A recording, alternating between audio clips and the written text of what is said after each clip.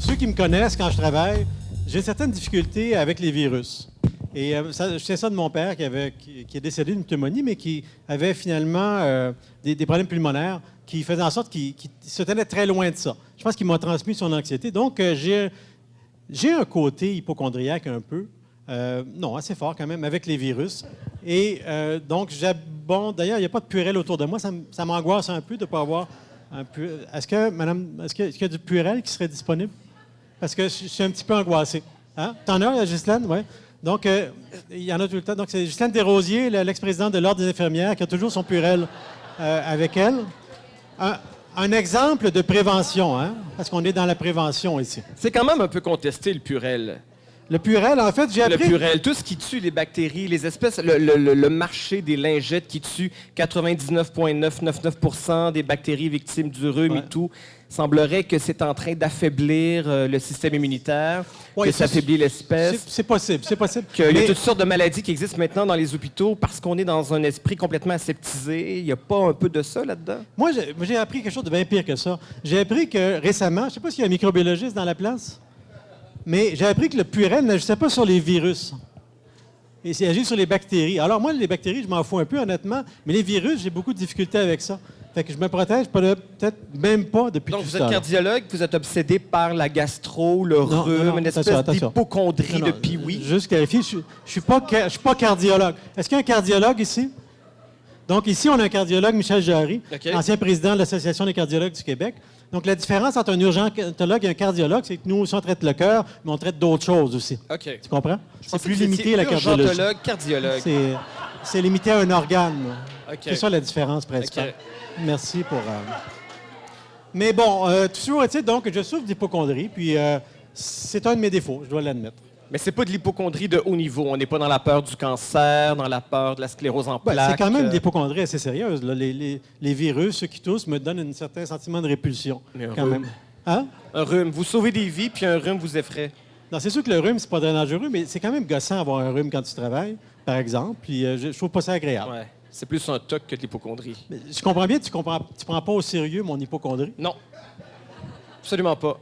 Pour moi, l'hypocondrie, je suis un hypocondriaque, on peut le dire, un peu, mais on parle d'hypocondrie de haut niveau. Tu veux dire qu'il y a des niveaux dans l'hypocondrie? Je pense que oui. C'est une espèce d'affirmation. Oui, là, oui. Parce que je suis hypocondriaque, les gens me disent tout le temps, tu dois avoir peur de la gastro, tu dois avoir peur des microbes, des bactéries, du rhume, de la grippe. Pour vrai, ça, je m'en fous un peu. Moi, je suis plus dans les hautes sphères, c'est-à-dire la peur, justement, de la sclérose en plaques, des cancers, le VIH, ce genre de trucs-là. Ça, c'est plus ma zone de confort dans l'hypocondrie. Tu dénigres mon hypocondrie en Oui, ce moment. absolument.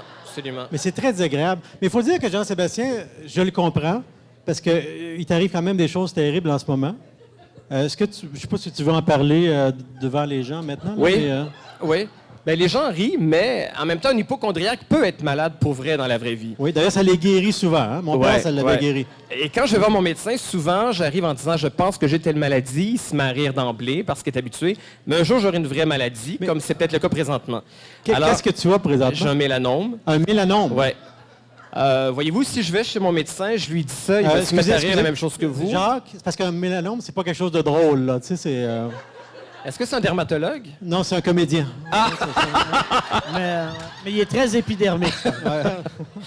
Ben c'est ça. Donc, c'est un grain de beauté que j'ai depuis la naissance, je pense. Et puis cet été, j'ai vu qu'il avait commencé à changer un peu de texture, de couleur. Et donc, tu es rendu à quel stade, d'après toi? Je pense que c'est un niveau 4. Parce que je suis très fatigué cet automne et tout. J'imagine que ça a peut-être atteint les organes internes. Vous faites 4 heures maintenant la soirée plutôt qu'une heure, hein, donc c'est non, mais pas je mal pense que plus c'est fatigant. un niveau 4. Mais j'ai un rendez-vous chez un dermatologue dans 3 semaines parce que le truc que je fais tout le temps, parce que c'est toujours long voir un spécialiste, j'attends pas d'aller voir mon médecin traitant qui ensuite va nous référer. Il y a toute une espèce de mécanisme qui est beaucoup trop long. Tu utilises tes contacts, c'est ça? Non, pas du tout. J'appelle le spécialiste, je dis j'ai une recommandation de mon médecin. Puis là, il nous dit tout le temps, oubliez pas de l'amener quand vous allez arriver. Et tu l'oublies. Puis je suis désolé, je l'ai oublié à la maison. Finalement, il me passe quand même. Mais donc, je passe pas par le médecin de famille pour voir un spécialiste. Mais qu'est-ce que tu fais avant d'aller voir le médecin? Tu m'as dit ça l'autre jour. Avant d'aller voir le médecin. Quand tu vas à un rendez-vous médical. Ah oui.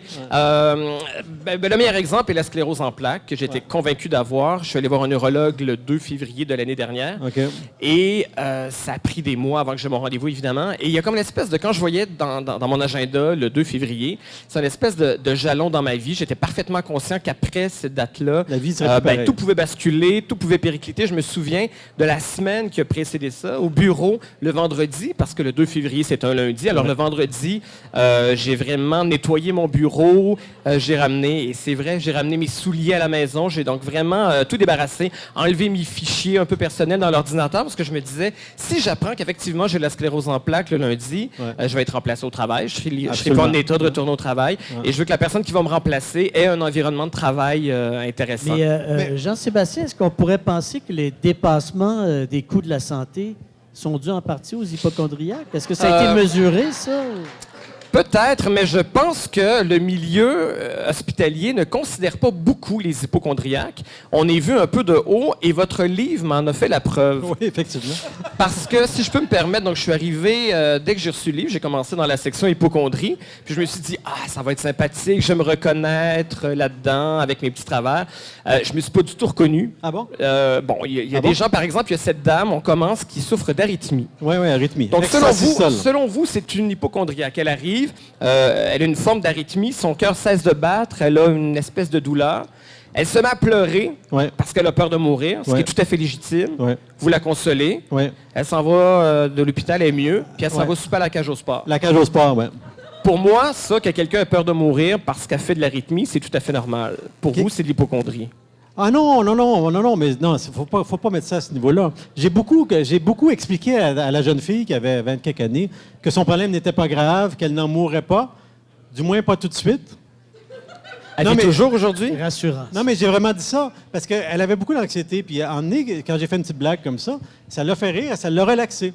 Et donc, il faut utiliser l'humour comme ça. Okay. Donc, je lui ai expliqué son problème. J'ai tenté de la rassurer, mais à l'urgence, je ne pouvais pas prendre en charge sa vie au complet. Elle avait des stress, des choses comme ça. Parce que les personnes que vous mettez en scène aussi sont des gens qui n'ont pas l'air très équilibrés non plus. Vous avez une dame qui arrive et qui a des problèmes de respiration, croit-elle, parce qu'elle ne se souvient pas s'il faut respirer par le nez ou par la bouche. Oui, absolument. Pour moi, là, on est dans une autre sphère que dans l'hypochondrie. Là. Ah non, mais ça, c'est un cas réel. D'ailleurs, il y a au moins Claudie, tu t'en rappelles, là, cette dame-là? Oui. Est-ce que c'est toi qui l'avais eu? Ouais. Donc, il y avait une difficulté de décider si l'air devait passer par le nez ou par la bouche, ce qui peut être un dilemme quand même. Et c'est quoi la réponse? C'est quoi l'idéal? En fait, on respire par où on veut, là. C'est pas ça le point. Mais cette personne-là était très troublée par cette situation-là. Mais ça s'est dit, vous riez, mais Jean-Sébastien est quand même un cas. Résume-nous, ça a commencé quand, ton hypochondriaque? Parce que c'est un vrai hypochondriaque. Il joue des personnages, mais là, c'est vraiment lui. Mon premier souvenir... C'est vrai ce qu'il va raconter. Oui, c'est vrai. Mon premier souvenir, je pense, c'est au début des années 80. J'ai 7 ou 8 ans et c'est la première fois que j'ai attrapé le sida dans ma tête. Parce qu'on se souvient, le début des années 80, on ne savait pas c'était quoi exactement. Ça arrivait, il y avait toutes sortes d'informations fausses qui circulaient. On ne savait pas trop, on appelait ça le cancer gay. J'ai entendu toutes sortes d'appellations. Ouais. On apprenait à la télé que c'était surtout un truc de drogués, d'homosexuels et de noirs. C'était essentiellement l'information qu'on avait au début. Et je me souviens d'avoir vu sur la table à la maison un journal comme Malo Vedette ou Eco Vedette où on voyait Rock Hudson et Linda Evans en train de s'embrasser dans Dynasty. Et là, il y avait un gros rond autour, et le journaliste, la première page, était écrit « Est-ce le baiser de la mort ?» Là, on se demandait si Linda Evans allait mourir parce qu'elle avait embrassé Rock Hudson, qui était gay, et qui avait le sida. Effectivement. Alors, la corrélation dans ma tête à moi d'enfant, c'était évidemment tous les gays ont le sida. Et ma mère avait plein d'amis gays, un couple de coiffeurs qui habitent à côté de chez moi et un ami musicien. Elle les voyait donc souvent et quand elle les voyait, avant de quitter, elle les embrassait sur la joue. Et moi, j'avais compris que comme Linda Evans, ma mère risquait d'avoir le sida, que par ricochet, moi aussi, je devais l'avoir. Et je me souviens très bien qu'à 7-8 ans, j'étais convaincu que comme Rock Hudson, j'allais mourir dans un avenir très reproché. À 7 ans, tu étais j'avais convaincu. J'avais cette conscience-là, que j'allais mourir de ce nouveau mal là, qu'on connaissait pas tellement. C'est terrible à cet âge-là. C'est un cas, là. On s'entend? Non, mais on rit, là, mais c'est... On rit, mais c'est pas drôle. C'est Ben terrible. oui. Parce que Parce que c'est toujours d'autres- drôle. Il y a tout le temps un recul avec l'hypocondrie. On a de l'autodérision. On se souvient que c'est drôle. Mais quand on est vraiment dans cette détresse-là, dans la conviction qu'on a cette maladie-là, c'est une détresse qui est réelle. Absolument. Puis tu as eu plusieurs cancers, je pense, depuis ce temps-là. J'ai un cancer des os à 20 ans. C'est là que j'ai Cancer des appris os à 20 ans. l'existence de la ligne Info Cancer, qui est un numéro que je connaissais par cœur. J'ai arrêté de l'appeler, mais que je connaissais par cœur. Je connaissais l'horaire des femmes qui travaillaient là. Parce que des fois, je me disais, elle a fini à 8 heures, elle m'a déjà entendu aujourd'hui. Donc, je vais appeler pour que ce soit un autre shift, pour qu'elle ne soit pas tannée de m'entendre, d'avoir de l'autre information. Des fois, je changeais ma voix aussi pour... je l'ai fait récemment pour la ligne Info Sclérose en plaques, qui ont un personnel extraordinaire qui m'a beaucoup rassuré par ailleurs. Si vous avez des questions sur la sclérose en plaques, c'est 1-800-263-2153. Ils peuvent désamorcer votre anxiété. C'est incroyable. Parce que, je veux dire, là, Jean-Sébastien est comédien, mais c'est véridique, là. Donc, c'est ta vie de tous les jours. Ouais. Tous les jours?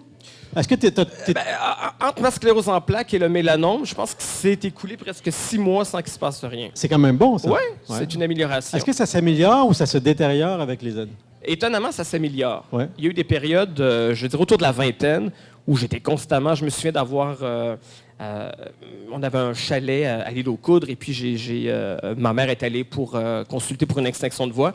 Et c'était avant Internet. Et je me souviens que pendant que j'attendais, j'ai ramassé plein de dépliants sur les maladies, chose à pas faire. Là, je suis revenu, puis évidemment, j'avais une maladie. Je suis revenu à Montréal en autobus. Je voyais le fleuve en me disant, ben voilà, j'ai juste 20 ans, mais c'est la dernière fois que je vois le fleuve. Je suis revenu à la maison, je prenais une douche, je lavais mes cheveux, je me disais des cheveux que j'aurais plus bientôt à cause des traitements violents de la chimiothérapie. Puis, mais ça s'est calmé un peu. À force de me faire chicaner par un médecin, mon médecin, qui, après passer un paquet de tests, disait « Je pense là, que tu as juste besoin de vacances, puis tu peux passer à autre chose. » Et c'était le cas? Oui, c'était le cas. Ah bon? Généralement, il y a beaucoup d'hypocondriaques qui ont besoin de 8, 9 avis. Moi, mon avantage, c'est que quand un médecin me dit que c'est correct, que je n'ai pas cette maladie-là, je passe à une autre maladie. C'est fini après. Pas vrai. Comme Donc, la sclérose en plaques a été l'autorité réglée. médicale L'autorité médicale est fonctionne. efficace. Mais Jean-Sébastien, si vous est-ce me que permettez, oui. La santé peut devenir même anxiogène dans ton cas. Ah oui, absolument, absolument. Ne pas avoir de maladie, c'est être dans une sorte de... Oui, parce que je me dis, désert. qu'est-ce qui va arriver prochainement? Alors que quand j'ai la maladie, je Non, l'ai. mais c'est vrai. Je veux dire, Des fois, je me dis, donnez-moi une vraie maladie, je vais l'avoir, puis ça va être fait. pour là, faire ça. une histoire courte que je raconte dans le livre, mon père est tombé malade en 2003. Et mon père avait le cancer depuis 60 ans. 3 cancers. Intestin, poumon et des mélanomes aussi, justement. 60 ans. Et le jour où il est tombé malade, l'hypocondrie est partie. Le problème, c'est que le jour où il l'a guéri, l'hypocondrie est revenue. Donc, il faudrait que j'ai une maladie mortelle. Il faudrait que tu aies une vraie parce que maladie. Sinon, je m'en sortirais pas. Peut-être tu pourrais essayer une petite maladie, puis voir un peu l'effet que ça a sur le... Vous suggérez quoi comme petite maladie? Verrue Je sais plantaire. pas, un abcès dentaire, peut-être, ou un truc comme ça, là. Ah, mais j'ai eu un problème. D'ailleurs, ça, c'est une chose. Quand on connaît des médecins autour, moi, en fait, ce que j'essaie de faire, puisque je vous connais depuis 3-4 ans, je me dis toujours, tu vas jamais te servir d'un lève à de bon cœur comme d'une référence médicale. Je vais pas commencer à faire ça ce soir. Je vais pas commencer à aller voir les médecins qui sont ici. J'essaie tout le temps vraiment de faire la part des choses. Sauf une fois, j'ai craqué, je vous ai écrit sur Facebook pour que vous me référez. Vous vous souvenez pas de ça? Non. Je devais me faire enlever une dent de sagesse il y a 1 an, qui était à côté sur un nerf sensitif du côté gauche. Et le chirurgien m'avait dit qu'il y avait un risque de paralysie. Je risquais de paralyser la moitié de la langue, la moitié du visage. Je vous avais écrit pour que vous me référiez le meilleur chirurgien bucco-dentaire. Ouais. Ouais. Et je t'ai envoyé, je pense, à celui que j'avais vu moi-même pour mes dents de Oui, sagesse. exactement. Fait que je sais pas s'il était le meilleur, mais en tout cas, dans mon cas, ça s'était bien passé. Voilà. Moi, j'ai plus ma dent de sagesse et je suis pas paralysé. Ben, bravo, Jean-Sébastien. merci pour Beaucoup, ça. Jean-Sébastien. Merci beaucoup, Merci. Jean-Sébastien. Merci.